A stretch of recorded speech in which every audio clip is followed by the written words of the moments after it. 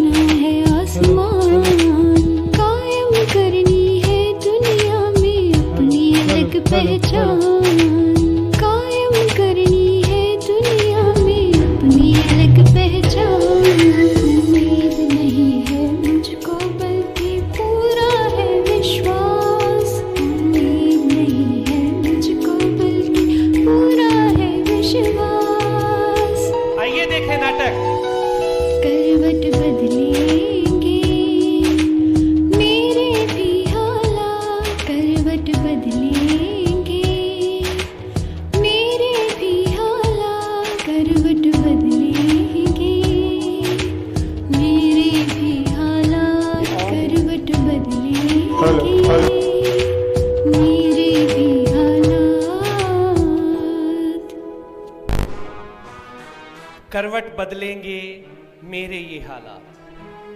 तो जैसा कि नाम स्पष्ट हो गया, नाटक का नाम करवट, लेकिन किसके हालात, किस करवट, ये तो मैं भी नहीं जानता भाई।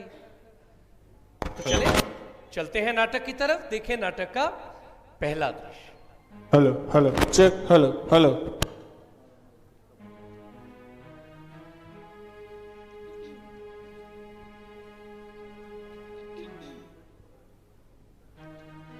हेलो पल्लवी, कैसी हो? मेरा इंटरव्यू नहीं क्लियर हुआ। अरे तो मैंने तो पूछा ही नहीं। तो तुम भी तो यही पूछते ना। जो भी सुबह से आ रहा है मुझसे एक ही सवाल पूछ रहा है कि तुम्हारा इंटरव्यू क्लियर हुआ या नहीं हुआ। मैं एक ही जवाब दे दे के थक चुकी हूँ कि मेरा इंटरव्यू नहीं क्लियर हुआ। मतलब मुझे समझ नहीं आता कि सोसाइटी हमसे क्या एक्सपेक्ट करती है। मैं विजुअली इम्पेयर्ड हूँ, मैंने IIM से MBA की है। इसका मतलब ये नहीं है ना कि मैं पहली बार में इंटरव्यू क्रैक कर जाऊंगी। मेरा इंटरव्यू सच में बहुत अच्छा हुआ था। अब उन्होंने मुझे नहीं सिलेक्ट किया, इसमें मेरी गलती नहीं है ना। ये सोसाइटी इतनी बायस्ड क्यों है? किसी प्रोग्राम में जाती हूँ, सब पूछने आते हैं पहचाना कौन, पहचाना कौन। अरे भाई माफ करो, मुझे नहीं पहचाना मैंने तुम्हें। डीजे चल रहा है, नहीं सुन रहा मुझे। मतलब क्यों हमें सोसाइटी से अलग समझा जाता है? हम अलग नहीं हैं, हम में कोई अलग पावर नहीं है, हम तुम्हारा ही हिस्सा हैं। तुम्हारे ही जैसे हैं, क्यों नहीं समझते लोग इतनी सी बात? तो ठीक है ना, मेरा भी तो नहीं हुआ। करेक्ट, तुम्हारा नहीं हुआ, तुमसे पूछा किसी ने, पर सब मुझसे ही पूछ रहे हैं। क्यों? क्योंकि मैं ब्लाइंड हूं। आई थिंक तुम ओवर रिएक्ट कर रही हो। आयुष, जब हजारों बार एक जवाब देना पड़े ना तो ओवर रिएक्ट हो जाता है। चलो कोई नहीं, कॉफी पीने चले? मेरा मूड नहीं है। हे सेनोरिटा, मूड तो ठीक हो जाएगा। चलो, चलें? बिल तुम पे करोगे। हाँ चलो, मैं कर दूंगा, कोई बात नहीं। चलो।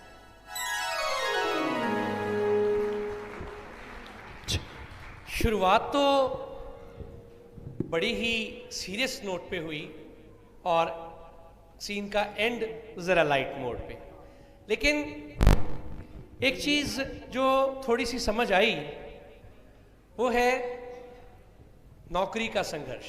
अगर मैं सरल शब्दों में कहूं, रिजेक्शन, डिस्क्रिमिनेशन, यही इस नाटक की कहानी लगती है।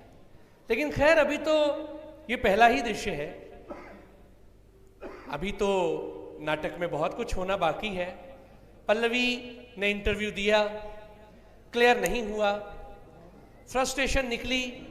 इससे पता चलता है कि जाने कितने ही इंटरव्यूज में उसे रिजेक्ट किया गया है, सिर्फ इस वजह से कि वो विजुअली इंपेयर्ड है। खैर, अब देखते हैं कि किस ओर बढ़ता है ये नाटक।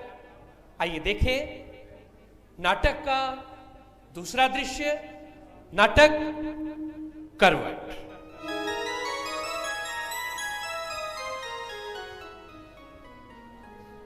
मैं बैठ जाऊं? तुम तो पहले ही मेरी जड़ों में बैठी हो, और कितना को बैठोगी? अच्छा जी, मैं जड़ों में बैठी हुई हूँ। शादी से पहले पार्क में मिलने कौन बुलाता था? अरे पार्क नहीं, उद्यान, क्योंकि हम हिंदी के अध्यापक हैं। मैं भी बैठ जाऊं? बैठो। एक ये देखो, ये जड़ों में बैठी है, वो मेरे साले साहब हैं, वो राहु केतु की तरह मेरी कुंडली में बैठे हैं। लोगों को दहेज में गाड़ियां मिलती हैं, कुछ कुछ मिलता है, मुझे ये हिंदी के प्रोफेसर मिले हैं। अच्छा जी, अब जो तुम्हारे ताने खत्म हो गए तो मैं कुछ बोलूं? मैं बोलता भी हूँ।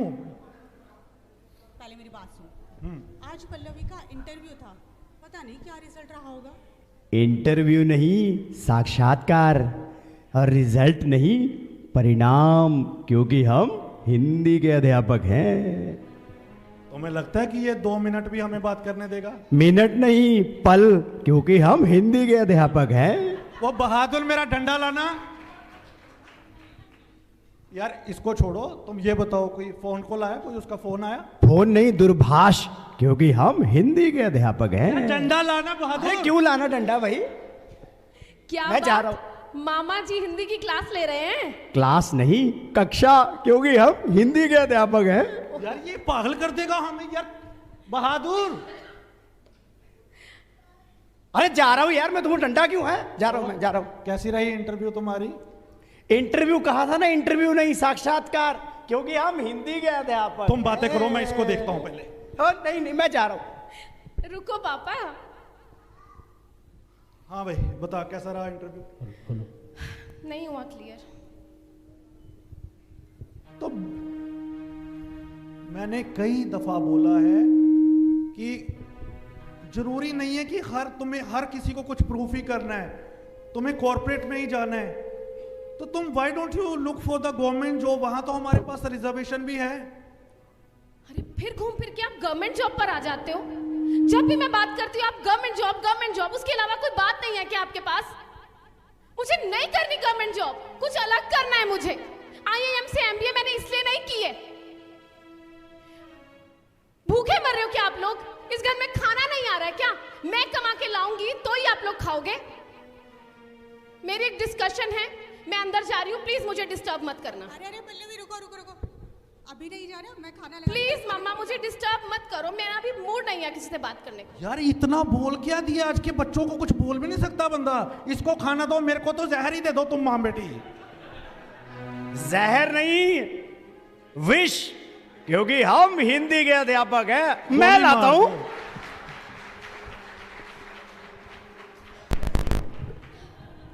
चलिए, इस दृश्य से एक बात तो साफ हो गई कि पल्लवी जो लगातार रिजेक्शंस का सामना कर रही है, जो लगातार उसे डिस्क्रिमिनेशंस, भेदभाव का सामना करना पड़ रहा है, उसका असर उसके घर पर भी हो रहा है। तनाव उसके परिवार में भी है और ये होता भी है। और ये आज सुबह से हम कॉरपोरेट जगत की बातें चल रही हैं, मुझे लगता है शायद ये इसी की भूमिका थी। तो कॉरपोरेट जगत में एक लड़की जो MBA करके आती है एक रेप्यूटेड इंस्टीट्यूशन से, वो किस तरह संघर्ष कर रही है जॉब के लिए, नौकरी के लिए, अपनी पहचान पाने के लिए, अपनी अस्मिता के लिए। इसी की कहानी बयां कर रहा है ये नाटक करवट। और आइए देखें इस नाटक का अगला दृश्य।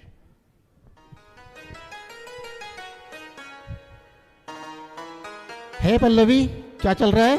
आओ आओ आयुष, आओ आओ आओ, इधर आओ, बैठो।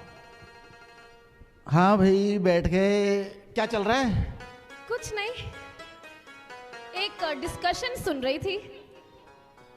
ओह, डिस्कशन नहीं, विचार विमर्श, क्योंकि हम तो हिंदी के अध्यापक हैं। ओहो मामा जी, प्लीज, हम कुछ इम्पोर्टेंट बात कर रहे हैं, आप अभी जाएंगे यहाँ से? अच्छा, जाता हूँ, इम्पोर्टेंट नहीं, महत्वपूर्ण, क्योंकि हम हिंदी के अध्यापक ओ हैं। भाई ठीक है ठीक है। अच्छा, मैं जा रहा हूँ, तुम बात करो। है ओके। यार तुम इनको बांध के क्यों नहीं रखते हो? खबरदार मेरे मामा जी के बारे में कुछ बोला तो। मैं क्या ही बोलूंगा। चलो, क्या डिस्कशन सुन रही थी?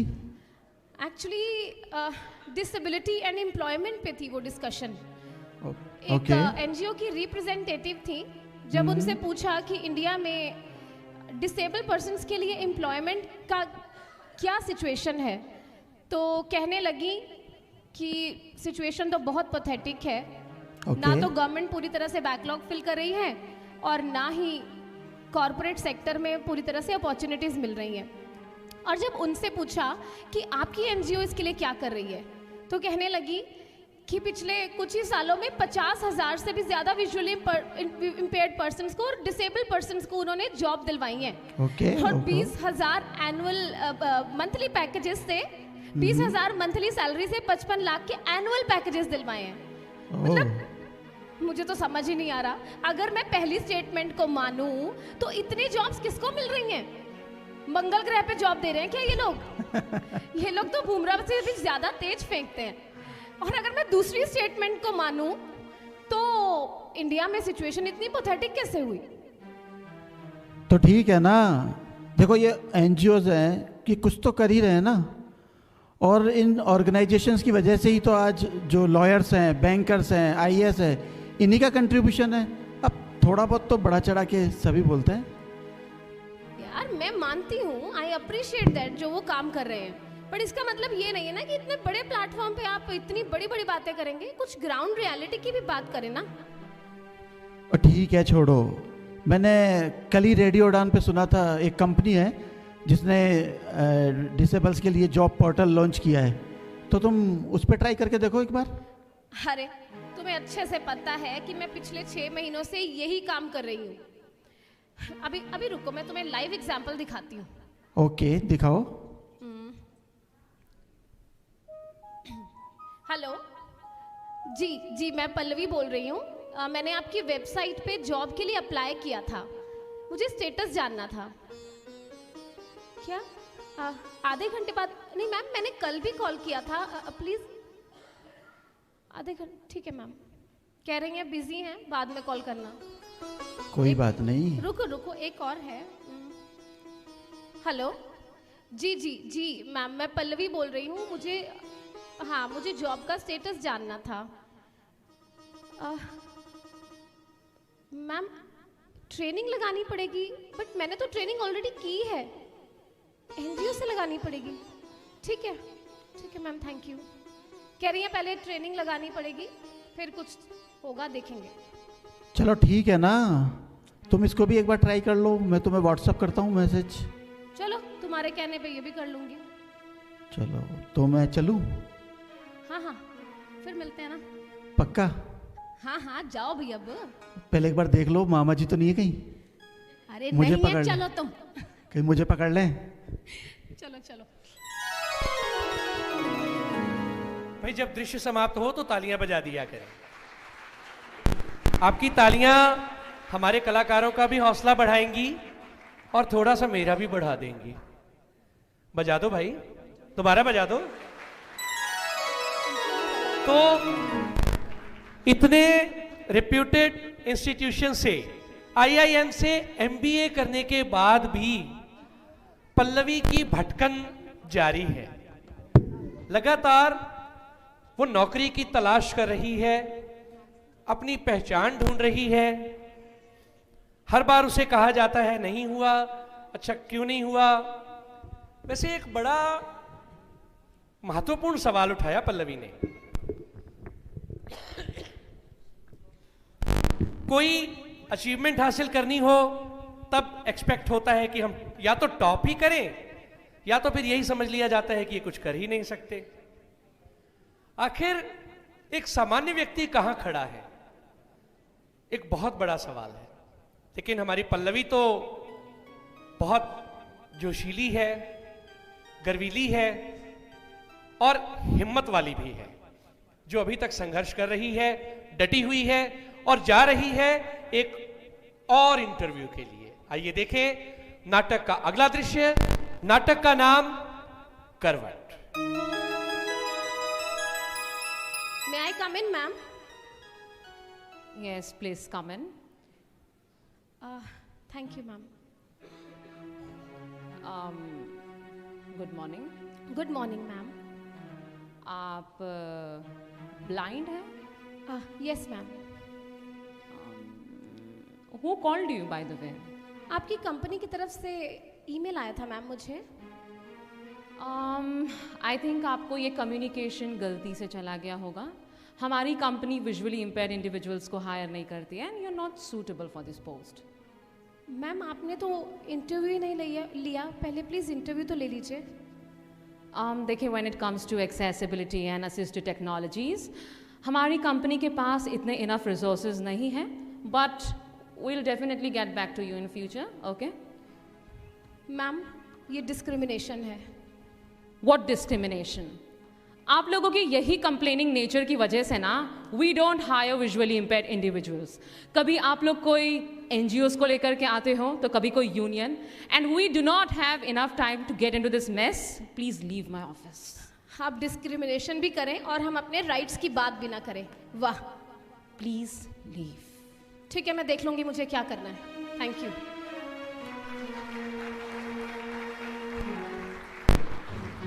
एक और डिस्क्रिमिनेशन, एक और रिजेक्शन, एक बार फिर रिजेक्शन। तो पल्लवी का ये संघर्ष अभी भी जारी है। कंपनी टू कंपनी इंटरव्यू देने की कोशिश, अपनी पहचान तलाश करने की कोशिश। गवर्नमेंट जॉब की तरफ वो जाना नहीं चाहती, क्योंकि उसका सोचना है कि उसने MBA इतने बड़े इंस्टीट्यूशन से यूं ही नहीं कर लिया कि वो सिर्फ गवर्नमेंट जॉब में किसी क्लरिकल पोस्ट पर चली जाए और यूं ही बैठ जाए। उसके अरमान हैं, उसके कुछ सपने हैं, वो जिंदगी में कुछ अलग करना चाहती है और इसी कोशिश में वो अब भी लगी है। क्या कामयाब होगी पल्लवी? आइए देखें नाटक के अगले दृश्य में एक और इंटरव्यू की तरफ। नाटक करवट। May I come in, ma'am? Yes, please come in. Good morning, ma'am. Good morning. Please take a seat. Thank you so much, ma'am. Thank you. So, let's start with your interview. Can you please tell me something about yourself? My name is Pallavi. I am proud visually impaired and I have completed MBA from IIM. That's interesting. Pallavi, आपकी profile तो काफ़ी strong लग रही है। आप बताना चाहेंगे कि आपने हमारी ही कंपनी के साथ काम करना क्यों पसंद किया? मैम मेरा बचपन से ही सपना था कि मैं HR बनूं, तो अब इवन आई एम MBA, तो अब मुझे अगर आप चांस देंगी तो I will be very happy. जी ज़रूर। पल्लवी, मुझे क्यूरियोसिटी है कि आपने कहा अपने बिगनिंग में that you are visually impaired. मैं जानना चाहती हूँ कि आप इतना challenging role with visual impairment कैसे निभा पाएंगी? मैम एक्चुअली मैं अपनी डे टू डे लाइफ में बहुत से असिस्टिव डिवाइसेस यूज़ करती हूँ, जैसे smart on glasses, screen readers, smart cane, बहुत से ऐसे डिवाइसेस हैं जो मेरी लाइफ को बहुत ही इजी बना रहे हैं। अगर आप मुझे 1 मिनट दें, मैं आपको दिखा सकती हूँ कि मैं किस तरह से फ़ोन ऑपरेट करती हूँ। ये इसमें टॉकिंग सॉफ्टवेयर है, मैं जहाँ पर भी क्लिक करूँगी ये उसे रीड करेगा। तो इस तरह से मैं अपने लैपटॉप को भी ऑपरेट कर सकती हूँ। और मेरे स्मार्ट ग्लासेस में कैमरा है, अगर मुझे कुछ रीड करना होता है मैं उस ग्लास से अपनी टेक्स्ट की पिक्चर लेती हूँ, वो मुझे तुरंत रीड करके बता देता है। तो मैम आई एम कॉन्फिडेंट कि मैं मैनेज कर लूँगी। That's really interesting, Pallavi. I must say that I'm impressed. Pallavi, वैसे तो हमारी कंपनी की पॉलिसी है कि हम किसी भी कैंडिडेट को उनके रिजेक्शन या उनके सिलेक्शन के बारे में डायरेक्ट नहीं बताते। HR होते हैं जो उनको रीच आउट करते हैं और इन्फॉर्म करते हैं। But I must tell you today, आपने मुझे बहुत इम्प्रेस किया है and your skill set is like a revelation for me.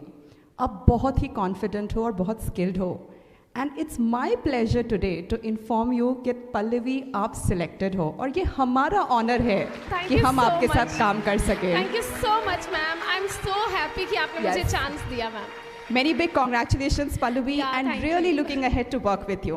Thank you, ma'am. Thank you I'm so stretching much. my hand, Pallavi. Let's have a handshake. Yeah, sure, ma'am. Sure. Thank you so much, ma'am. Thank you. भाई वाह, पल्लवी की तो लग गई नौकरी और आपने भरपूर तालियां भी बजा दी। लेकिन जरा ठहरिए जनाब, ये नाटक अभी समाप्त नहीं हुआ। हमारे कलाकार ये पीछे फिर किसी तैयारी में जुट गए हैं। लगता है भाई सेलिब्रेशन होने वाला है, तो क्यों ना हम भी पार्टी ज्वाइन कर ले। Let's join the celebration.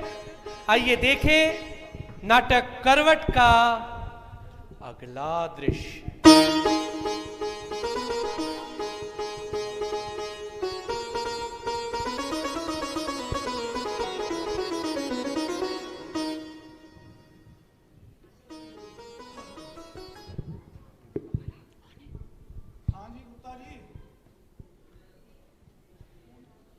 लगता है पल्लवी बिटिया आ रही है, बड़ी प्रसन्न लग रही है आज। पल्लवी, बड़ी प्रसन्न लग रही हो बेटा, ऐसी क्या बात है? मामा जी, हाँ, मैं वाकई बहुत खुश हूँ। अच्छा, मेरी जॉब लग गई। अरे जॉब नहीं, नौकरी, क्योंकि हम हिंदी के अध्यापक हैं। ओ ठीक है ठीक है। अच्छा तुम घर चलो, अपने मम्मा पापा से मिलो, मैं थोड़ा दंत डंडी का ले आऊं जरा। हाँ जी जी, जाइए हाँ, जाइए। ठीक है पल्लवी। मम्मी पापा कहाँ गए सब लोग? अरे पल्लवी, आ गई है तुम, बड़ी खुश नजर आ रही हो। मैं बहुत खुश हूँ, एक हक तो बनता है ना मम्मा। हाँ हाँ बताओ। बोलो बोलो, क्या बात है? अरे गैस करो ना। तुम्हारी नौकरी लग गई। Yes, absolutely right. Congratulation Pallavi. Thank you so much. देखा, थैंक गॉड। Thank you. मैंने कहती थी एक ना एक दिन पल्लवी की जॉब जरूर लगेगी, लेकिन मेरी यहाँ सुनता कौन है? एक ना एक दिन सबकी लगनी होती है, कोई बहुत बड़ा तीर नहीं मारा तुमने। एक ना एक दिन। हाँ ठीक है, कोई नहीं। चलो चलो, अब हम सब रेडी हो जाते हैं, पार्टी करने चलेंगे। हाँ तो जल्दी रेडी हो के आओ ना, पार्टी के लिए चलते हैं। ठीक है। एक मिनट, सारे नहीं, तुम्हारा भाई नहीं। Thank God, please. क्यों नहीं जाएगा मेरा भाई? हम बोलेंगे होटल वाले को, भैया पिज्जा लाना, बोलेगा पिज्जा नहीं, परतदार रोटी, क्योंकि हम हिंदी के अध्यापक हैं। मैं नहीं जा सकता उसके साथ। ये कोई बात नहीं हुई है। अगर तुम्हारे भाई को जाना होता और तुम्हें उनको ले जाना होता तो फटाफट से फोन करके बोलते। सारी उम्र मेरा भाई तेरा भाई यही करना। बस अब मैं ना अपने भाई के बारे में ना एक शब्द नहीं सुनूंगी। तुम्हें पता नहीं कितना मासूम है वो। आतंकवादी कहते हैं ऐसे लोगों को, बिना हथियारों के। ठीक है, तो ऐसे करो, तुम सभी चले जाओ, मैं और मेरा भाई ना घर पर ही रुकते हैं। ले जाएंगे यार, एक तो ना स्यापा ही है शादी में। अब रेडी तो हो के आओ ना। चलो 10 मिनट दो। मैं 15 मिनट में रेडी होके आती हूँ। ओके। 15 मिनट बाद हो गए? रेडी हो गए? Yes yes ready. चलो ना। वो तो आए नहीं भाई साहब, दंतडंडिका। अरे आ जाएंगे ना, उनको मार्केट से ले लेंगे। एक मिनट, एक कॉल आ रहा है मुझे। हेलो जी, मैं पल्लवी बोल रही हूँ। जी सर, आपकी कंपनी में मुझे जॉब मिला है सर। हाँ जी, मैं ज्वाइन करने वाली हूँ सर जल्दी। क्या जॉब नहीं दे सकते? क्यों सर? सर सॉफ्टवेयर, हमारा सॉफ्टवेयर सर बिल्कुल सिक्योर है, ऐसा कोई सिक्योरिटी रीजन नहीं है सर हमारे सॉफ्टवेयर में। मैं आपको गारंटी देती हूँ सर, ऐसी कोई प्रॉब्लम नहीं आने वाली। फाइनेंशियल ठीक है सर, ठीक है। जल्दी करो। कहीं नहीं जा रहे हम लोग। वो बोल रहे कि वो लोग जॉब नहीं दे रहे मुझे। हमारा स्क्रीन रीडर सॉफ्टवेयर उन्हें इनसिक्योर लग रहा है कि उनका डेटा लीक हो सकता है। मुझे तो समझ नहीं आ रहा, ये लोग इंक्लूजन की बात करते, कहाँ है ये इंक्लूजन? अगर सॉफ्टवेयर में इतनी दिक्कत थी तो उस वक्त क्यों नहीं बोला उन्होंने? उस वक्त बोल देते ना, उस वक्त तो बहुत इंप्रेस हुए थे मुझसे। इस तरह से जॉब देके कोई लेता है क्या? मैंने इतनी पढ़ाई इसलिए नहीं की कि मैं रिजेक्शन फेस करूंगी।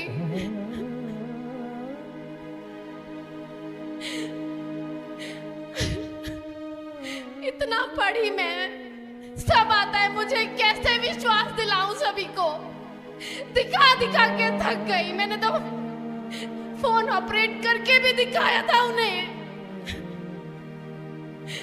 अभी तक मुझे जॉब के लिए भीख मांगनी पड़ रही है और हम लोग इंक्लूजन की बात करते हैं। क्या गलती है मेरी? सिर्फ मुझे दिखाई नहीं देता ना, बाकी तो सब आता है ना मुझे। कैसे समझाऊं इन लोगों को? कुछ नहीं होता बेटा, कुछ नहीं होता। आप लोग प्लीज यहाँ से चले जाओ, मुझे अकेला छोड़ दो। प्लीज जाओ आप लोग यहाँ से। चलो इसको थोड़ी देर छोड़ दो। कैसा गोता खाया मेरी किस्मत ने।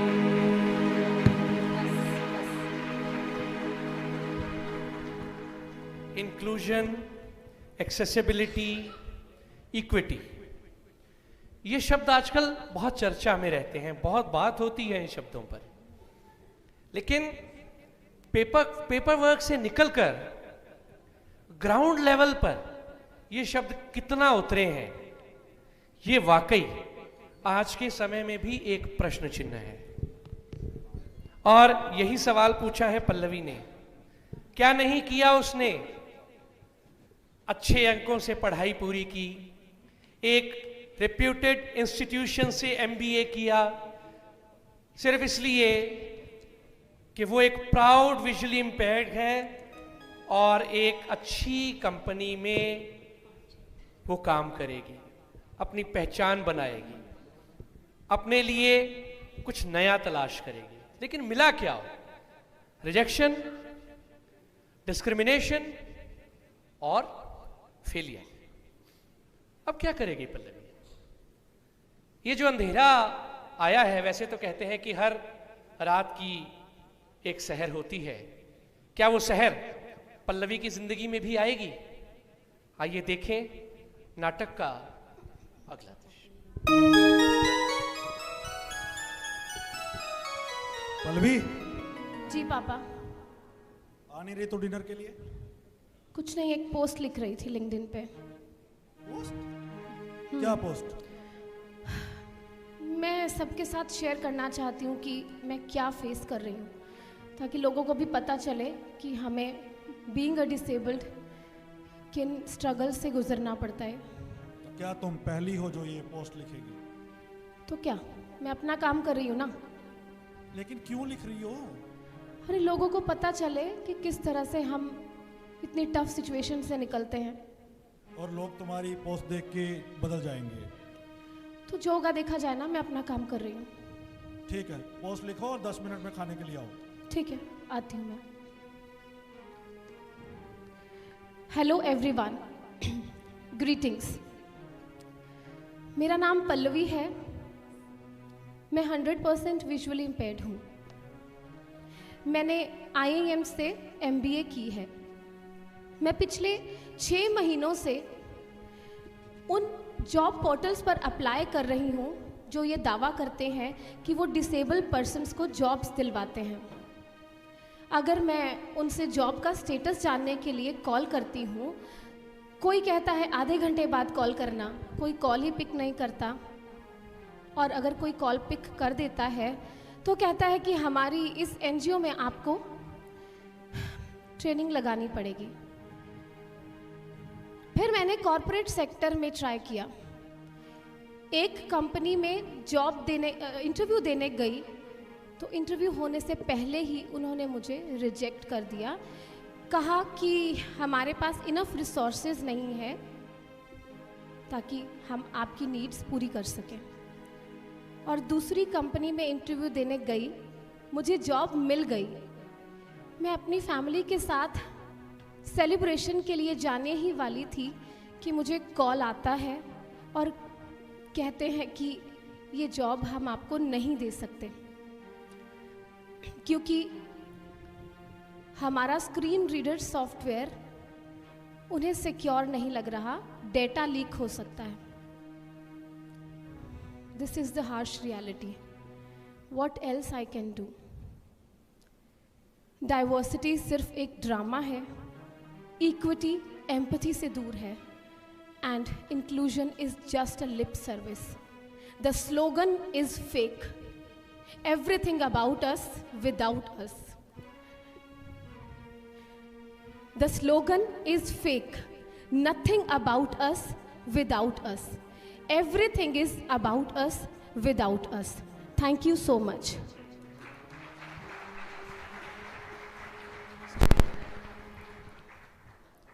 रगों में दौड़ते फिरने के हम नहीं कायल, रगों में दौड़ते फिरने के हम नहीं कायल, किसी की आंख से टपका नहीं लहू क्या है। पल्लवी ने अपने दिल के जज्बात सोशल मीडिया पर रखे, लिंक्डइन पर रखे। अब क्या होगा? अक्सर होता है, एक पोस्ट आती है, वायरल हो जाती है और चली जाती है, दैट्स इट। लेकिन यहां क्या होगा? क्या मिलेगी पल्लवी को उसकी मंजिल? क्या चल रहा है पल्लवी के दिल में? आइए देखें नाटक के अंतिम दृश्य।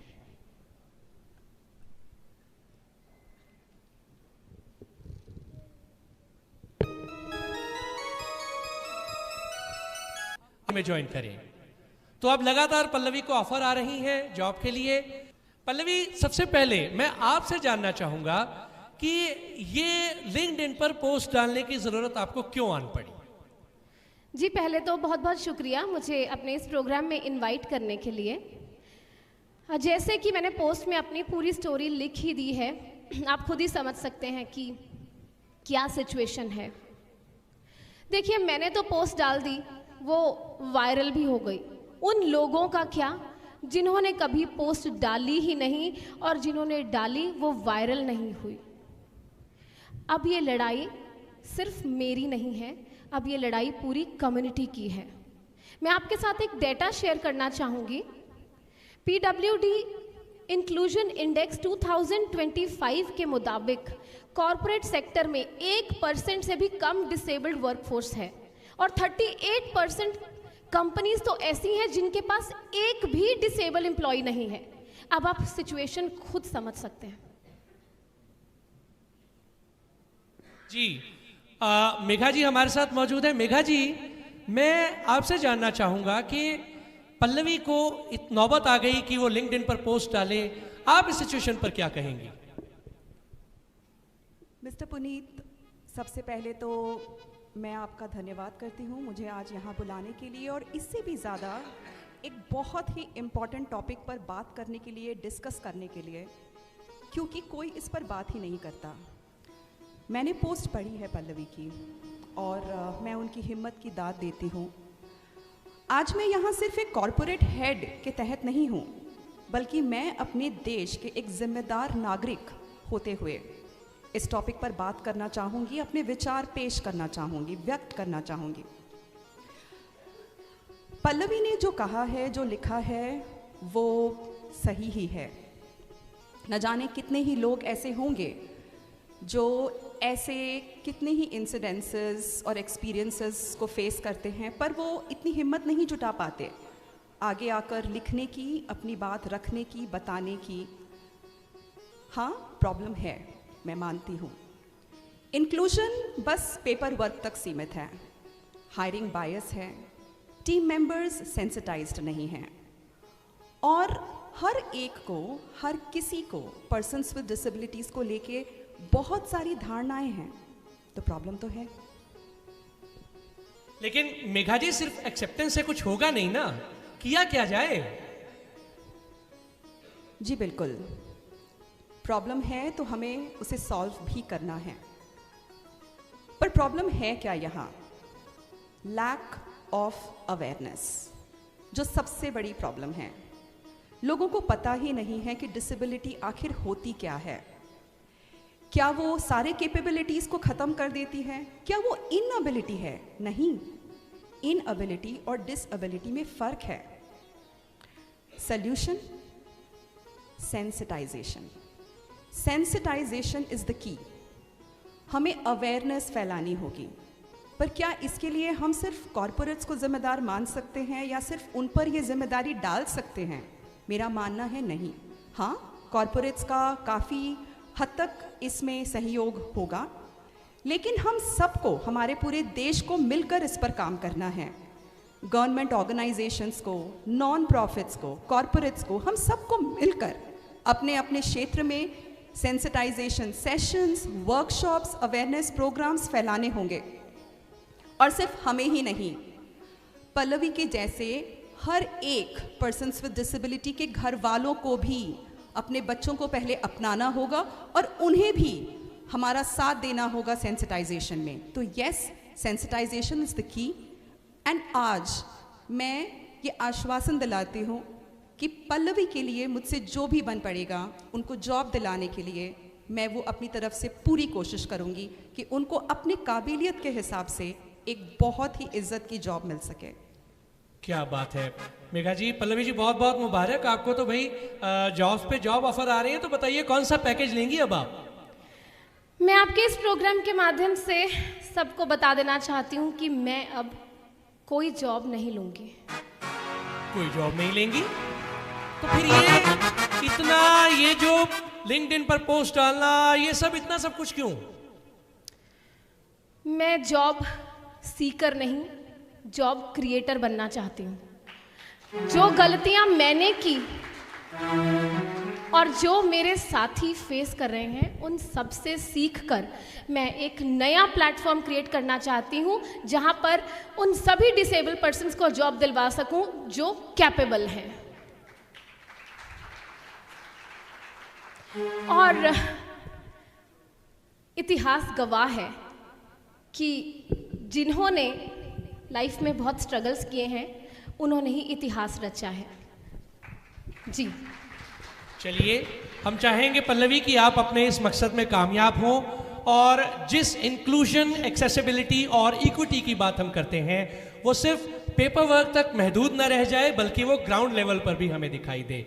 इस स्पेशल कवरेज में आप दोनों का शामिल होने के लिए बहुत बहुत धन्यवाद। सुनते रहिए उड़ान नेटवर्क, जल्द मुलाकात होगी।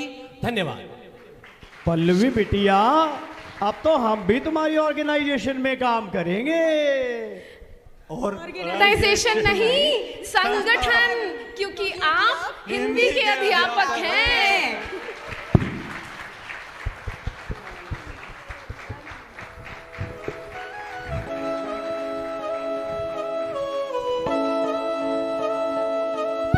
इंग्लिश वालों तालियां कम रह गई।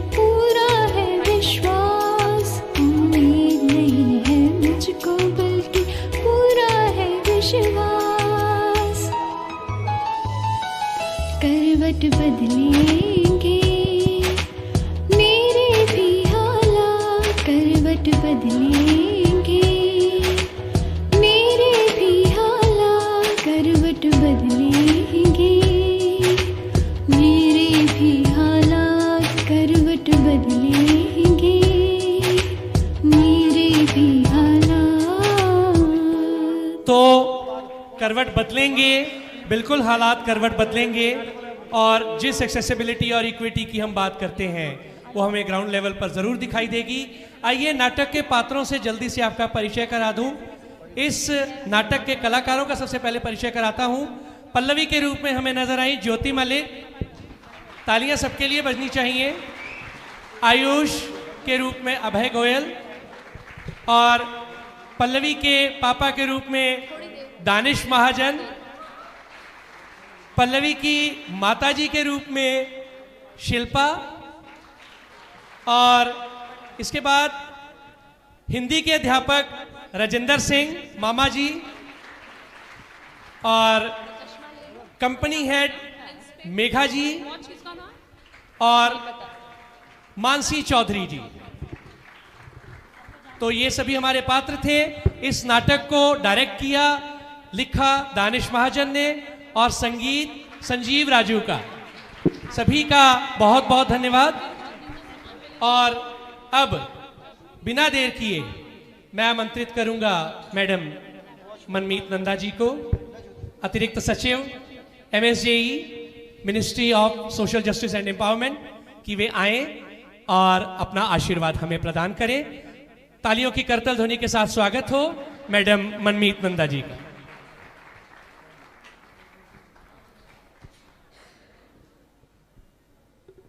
बहुत बहुत धन्यवाद। पहले तो अध्यापक जी को पकड़ के रखिए क्योंकि मेरी हिंदी बहुत ही ढीली है। ठीक है अध्यापक जी, प्लीज़ मुझे डांटिएगा मत।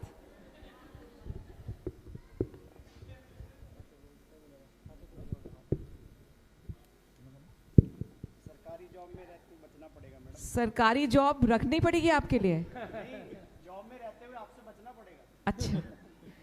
सभ्यों को मेरा बहुत बहुत नमस्कार, और ऑर्गेनाइजर्स और दानिश स्पेशली उनको अ बिग थैंक यू कि आप लोगों ने मुझे रेडियो उड़ान नेशनल कॉन्क्लेव 2026 के लिए बुलाया, और मैं यहाँ आप सबके साथ एक बहुत ही मनोरंजक नाटक को खुद देख सकी, सुन सकी, और उसका मज़ा उठा सकी। Thank you so much. हमारे देश में there are probably more than 800 radio stations and more than about 850 television channels. Maybe Danish can correct me if my data is wrong. But my question to all of you here and to all who can probably hear me later on is that how many of those radio stations or television channels carry the voice of Divyangjans or persons with disabilities? How many of them talk about their achievements, their struggles, their stories, their rights, their dreams? जैसे हमारे नाटक की character Pallavi ने बताया, उनकी कितनी struggles थी। उन्होंने IIM से MBA करके फिर भी कई रिजेक्शंस के बाद she realized that her dream should be a job creator and not a job seeker. But ये जो पूरी उनकी स्ट्रगल थी, कितने सारे ऐसे रेडियो स्टेशंस हैं या मीडिया के प्लेटफॉर्म्स हैं जो दिव्यांगजन खुद चलाते हैं. शायद उनमें से एक एक्स्ट्रा ऑर्डिनरी प्लेटफॉर्म रेडियो उड़ान है, जिसके कई लोग आज इस ऑडियंस में भी बैठे हुए हैं. So I think it's a matter of great pride and you should give yourselves another round of applause, radio उड़ान, कि जो आपने किया. शायद आप कई पल्लवियों की आवाज़ जो शायद सोशल मीडिया में नहीं लिखती हों और हिचकिचाती हों, शायद उनके पेरेंट्स उनको परमिट ना करते हों, शायद अध्यापक जी की तरह सरकारी नौकरी के डर की वजह से वो चुप रहे हैं. ऐसे कई चीज़ें हो सकती हैं जिसकी वजह से वो अपनी सही आवाज़ लोगों तक नहीं रख पाते. So good work done and thank you so much for doing this continuously over and over again. Radio उड़ान केवल एक रेडियो स्टेशन नहीं है, इसीलिए ये एक स्टेटमेंट है, एक बयान है, एक statement that says that our voice matters, our stories matter and we will tell them ourselves. तो जो प्ले हमने देखा, इससे मुझे एहसास हुआ कि जो एक्चुअली स्ट्रगल को महसूस कर चुका है, शायद इसीलिए वो स्टोरी इतनी ब्यूटीफुली हमारे सामने दिखाई गई. The actors and the characters probably felt this struggle in some part of their life in a very big way, और इसलिए emotions बहुत ही सही nerve को touch कर सके. Rights of Persons with Disability Acts 2016 ने disabilities की categories को 7 से 21 तक रख कर एक formal identity framework रखी. लेकिन द सेंसस की पॉपुलेशन जो बार बार हमारे सामने आती है 2.68 करोड़, और जिसके बारे में हम कई बार अलग documentation, statements, different other service के माध्यम से अनऑफिशियली और ऑफिशियली ये भी स्वीकार करे हैं कि वो number is widely under reported. कहा जाता है कि disabilities population in our country is anywhere between 8 crores to probably 15-16 crores, but I don't have the exact figure and we will have to wait for the census to show that to us. But having said that, disability movement in our country is growing with every hour, every passing day. And it is very important that हम RPWD Act के architecture को पूरी तरह इस्तेमाल करें, और RPWD Act के हर section को society, government, private and public sector को समझना और उसका पालन करना बहुत ज़रूरी है. जब मैं RPWD एक्ट के बारे में बोलती हूँ तो मुझे पता है कि government at appropriate level has to ensure accessible infrastructure, accessible transportation, accessible information and computer technology, portals, websites, apps. But I think जो शायद सबसे इम्पॉर्टेंट ज़रूरत है और जो शायद स्पिरिट है RPWD एक्ट की, और शायद कई शब्दों में नहीं बयान की गई, लेकिन हमारे ऑनरेबल कोर्ट्स ने अपने डायरेक्शंस और ऑर्डर्स के तहत CCPD के ऑफिस में, हमारे यहाँ state commissioner of persons with disability Orissa madam बैठी हुई हैं, उन्होंने अपने ऑर्डर्स से शायद स्पिरिट ऑफ द एक्ट को कई बार बयान किया है और डायरेक्शंस दिए हैं. And that spirit is inclusion of the mind, inclusion and accessibility of the mind. जब तक हम अपने दिमाग से ये ना समझे कि accessibility क्या मायने रखता है और उसका सही मतलब क्या है, तब तक हम RPWD एक्ट के फ्रेमवर्क को ना समझ पाएंगे और ना हम उसका पूरी तरह इस्तेमाल कर पाएंगे. So I think accessibility starts more with the mind, और हर एक इंसान को अपने मन में ये अंडरस्टैंड करना पड़ेगा कि चाहे मैं आज एडिशनल सेक्रेटरी DEPWD हूँ और कल मैं जाके किसी और डिपार्टमेंट में काम करूँ, लेकिन एक्सेसिबिलिटी सही मायने में रीजनेबल अकोमोडेशन क्या होती है, उसको हम जब तक अपने मन से, दिमाग से, हृदय से समझ ना पाए, हम नहीं दे पाएंगे और हम इसका महत्व नहीं समझ पाएंगे और ना हम पर्सन्स विद डिसेबिलिटीज़ को हेल्प कर पाएंगे. इसलिए I know the biggest importance, the most empowering force for any person with disability or with a person with not disability is economic empowerment, मतलब नौकरी, skilling. और शायद इसी को ध्यान रखते हुए जब डिपार्टमेंट ने स्किलिंग प्रोग्राम स्टार्ट किया था 2014-15 से करी आ रही है, लेकिन मैं आज इस प्लेटफॉर्म पे खड़ी होकर ये भी स्वीकार कर सकती हूँ कि हमारा स्किलिंग प्रोग्राम पूरी तरह सफल नहीं रहा है, और इसीलिए इस बजट अनाउंसमेंट में दिव्यांगजन कौशल विकास योजना की अनाउंसमेंट की गई है सरकार की तरफ से। और मैं चाहूँगी कि आप लोग रेडियो उड़ान के माध्यम से और आप सब जो इस कॉन्फ्रेंस और वर्कशॉप में हिस्सा ले रहे हैं, आप ज़रूर इसके ऊपर थोड़ा सा डीपली सोचें कि कैसे हम इस बजट अनाउंसमेंट को जो एक नई स्कीम के रूप से हमारे डिपार्टमेंट में चलाई जाएगी, उसके क्या इम्पॉर्टेंट इंग्रेडिएंट्स होने चाहिए ताकि स्किलिंग एक सही मायने से for a person with disability एक प्रॉपर फॉर्मेट में हम उसको इम्प्लीमेंट कर सके, ताकि ज़्यादा से ज़्यादा लोगों को जो परेशानी हमें स्किट में नज़र आई है वो ना फेस करनी पड़े। So if there is a requirement for a stronger industry linkage, मतलब जिस डिपार्टमेंट, जिस कंपनी, जिस कॉरपोरेट जॉब में कौन सी जॉब किस डिसेबिलिटी के लिए अप्रोप्रिएट रहेगी, उसके लिए क्या स्किल सेट चाहिए, उसके लिए क्या असिस्टिव टेक्नोलॉजी चाहिए, उसके लिए क्या रीजनेबल अकोमोडेशन होनी चाहिए, कौन सा सॉफ्टवेयर सिक्योर है और उसको कौन सी असिस्टिव टेक्नोलॉजी चला सकता है, इसकी जागरूकता, अवेयरनेस, नॉलेज बोथ इंडस्ट्री की तरफ से, गवर्नमेंट में और पर्सन विद डिसेबिलिटी और एम्प्लॉयर और एचआरडी डिपार्टमेंट में लाना बहुत ही ज़रूरी है।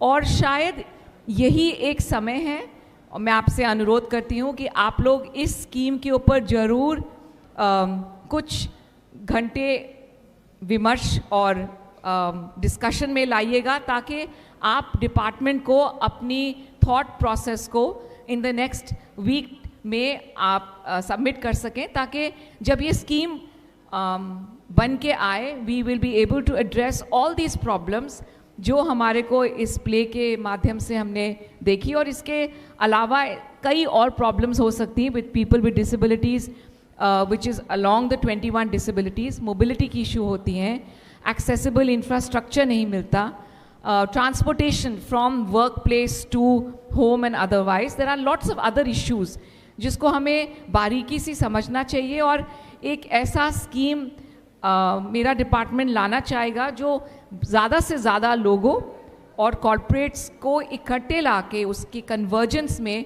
एक फ्रूटफुल एम्प्लॉयमेंट स्कीम इस देश के प्राउडली पर्सन्स विद डिसेबिलिटीज़ के सामने रख सके। बस